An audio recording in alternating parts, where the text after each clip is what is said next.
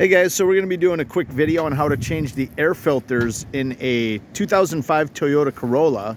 I'm sure it's pretty much the same for all the models newer than this too. Should be pretty close. Let me show you how to pop the hood and we'll get the hood open. Truly's going to show us right here how that's done. So the hood gate, the hood opener is right there, right in the front. It's pretty much either there or sometimes it's over in the middle, but it's always down here. Then you got your gas gauge in your trunk over here, but we're popping the hood. Now Truly's gonna open this baby up. And we're gonna start with the engine air filter, and then we're gonna do the cabin air filter. So there's a little lever here. Hold on just a second, Truly. Yeah. There's a little lever here that you'd reach underneath the hood when you lift the hood up just a little ways. And you could, sometimes you push it down. In this car, you pull it up, and it pulls that back from this clip here. That's the clip that holds it shut. So now that she's got it open, she's going to take this little holder rod, I guess you'd call it a support rod, and it's going to go, you can see there's an arrow there, and you put it right inside that hole, and it'll hold the hood up. It's kind of a windy day, but it's not too bad where we're at now, so we don't have to worry about the wind blowing it around. This is the call number on the engine air filter for this car, and where it goes. And this is, on most cars, you can usually find the air filter pretty easily because there'll be a hose. This is where the air intake is. The engine is taking air in from, it comes from down below. And it comes up through a filter and then through this system. These are some sensors that tell you whether you're getting the proper air into your thing. This is all for the DMV and Clean Air Acts and stuff like that. She's gonna show you how to unclip it right now. 1 and 2. Now you don't have to take the whole thing out. You don't have to worry about taking the hose out or anything. What you want to do is just lift it up, show a big enough gap, and there's your air filter. You can see hers is in really clean shape still, and now there's leaves blown into her. And so she's going to pop it out. Now she's going to pay attention to the way it looks when she pulls it out so she can pull the new one back in. And she's showing that there's rounded corners here. You can speak if you want, Truly. Yeah. And then there's a tight corner back here. See how these are more rounded?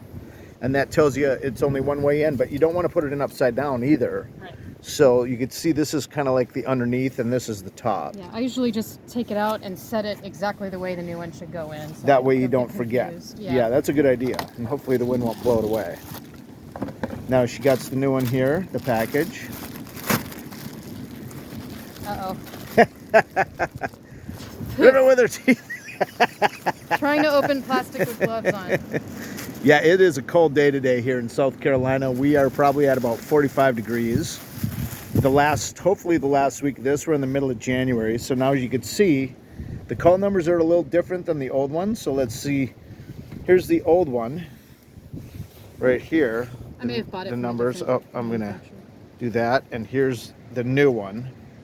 So it's 17801, but it looks like it's the exact same thing. You can see the bottom and the top, but you can see the difference in the cleanliness.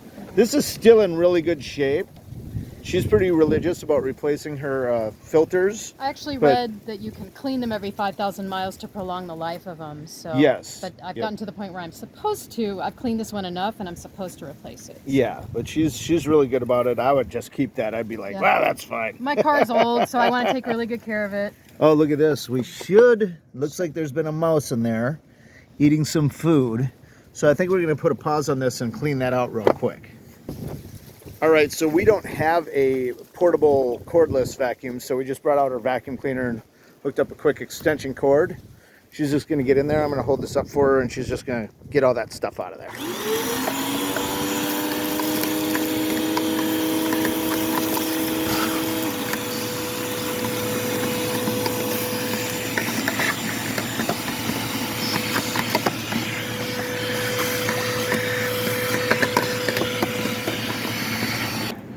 That's all it takes. If you want to change your filter at a car wash, they'll have vacuums there. You could probably get away with it there and make it a little easier. Now she's going to put the new filter in, and we're going to clip it back shut. Something I've found that's kind of helps me get it back in, because it's a tedious process, is to actually put it into the top compartment and kind of make it fit up in the top compartment and then try to lower it because this part is a little tricky. Gotcha. Instead of putting it in the bottom, she put it in the top. And it worked. And look at that. Really she got well it first try. That was the easiest it's ever been. Yeah. Okay, so we're going to show you how to shut the hood now. And, well, she's going to clear a few leaves out. So basically, to shut the hood, make sure you got a good support from up above. Be careful when you're doing all this. You don't want the hood to land on you. And then once that's in place, she's going to put both hands on, bring it down to a level, and just drop it, and it should be clipped. Usually pull on it a little bit to make sure it's clipped tight. Now we're going to move inside and do the cabin air filter behind the glove box. All right, we're moving inside here. She's taking off her gloves, and she's going to show you how to remove the glove box so you can get behind it to where the air filter is. Here's the air filter for the inside of the vehicle. It's a square air filter, and that's a few numbers off of it right there if you want to hopefully use that, but we'll show you the numbers on the thing. So let's take a look at how she does this. Okay, so first you got to open it, and you basically have to remove the whole glove box, and you start with this screw right here. It's a Phillips head. Yep.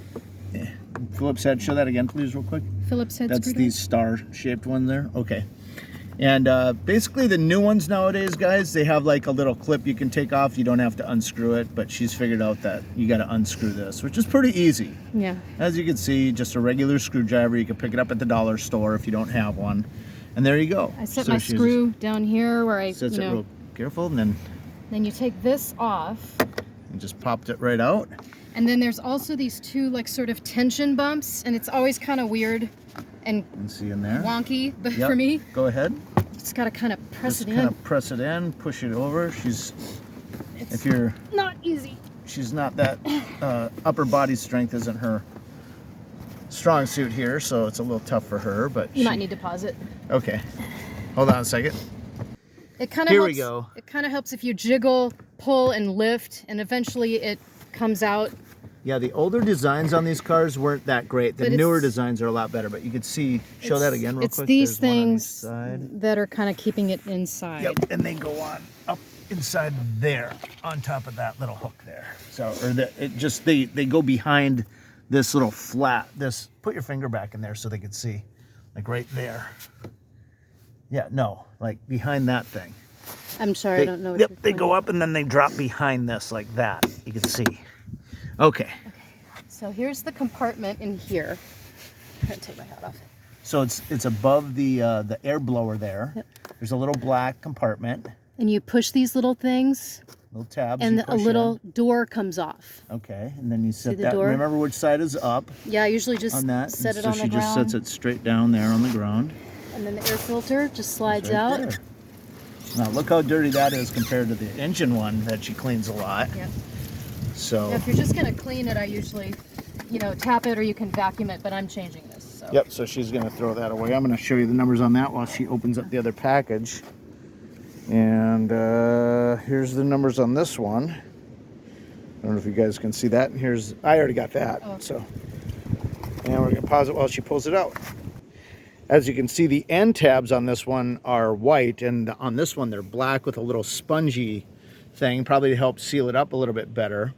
But this cannot go in sideways. It can only go in one way. So you're gonna pull it out this way, and you're gonna put it in the same way. So let's show her sliding her right up in there. That's it. Yep. And you just put the little door back on. These little U-shaped things go into these little receptacles. Holes. And it clips back in. You just push it on. There it is, clipped in. Now, putting this back on is also a bit of a pain in the butt. Okay, let's give her a second to get this lined up. So as you can see, there's two rocker rests with like U-shaped holes, and they're going to go right on the two holes there. And you can see that the cross member, the crossbar, is kind of rounded, and it goes right inside this slot here. And you're kind of doing it blind with a bunch of crap in your... Yeah, you can take the stuff out of here too, but she's done this so many times, she just kind of does it on her own here. Oh, go up higher on this side just a little bit. There's that side. And then I just... Oops. Yeah, it's just a... There you go. Sometimes I put it in and it's not in quite right. Yep. So I test it. Yeah, it's not really on. Yeah, something's off on the other side. We're going to pause it for a second. So now she's going to just put this back on there to just have it rest, and then she's going to make sure that it goes up and down properly. Yeah. So there, she already knows that it's going to clip close now, so she doesn't have to actually clip it, but I think so, yeah. now she's going to screw that back in place. All right, so she started it by hand and just kind of fed it in there a little bit. Now she's just going to hit it with the screwdriver. Do not over tighten this, just get it snug, because if you over tighten it, it'll strip out the plastic. It's all plastic threads and it's not hard plastic. So now it should just shut right up. There it is. I didn't do it right. She's got it off track just a little bit, so we're going to do this again. So she didn't have, it looks like she didn't have the other side seated properly on this clip that's right down here. And now we're going to see if it goes up and down fine. And then once that's in there, we're going to bring it back down a little bit, Truly. So we can put this over the, you can see that the hole's big enough on the hinge that the little nub sticks through, that little plastic nub there. So Second try. Second time. all right, I'm going to feed it on by hand and we'll check it. All right, so that's that. And this time it should close. And there it is. Yeah. All right, guys, so that's how you do your engine and cabin air filters on a 2005? 2006 Toyota Corolla. 2006. And it's probably pretty much the same all the way through the modern ones. It might be just on the other side of the engine block or something, but you'll know to look for that hose that comes down off where your air filter would go in that cavity on the in the engine, and then it's always behind your glove box. It's the same thing on my CX-5. We're going to be doing a video on that soon, so please check our channel for that and check our channel for other ones. And say goodbye, Truly. Thanks, guys. Look for another video right there. Check our channel out right there, and we'll see you on the next one.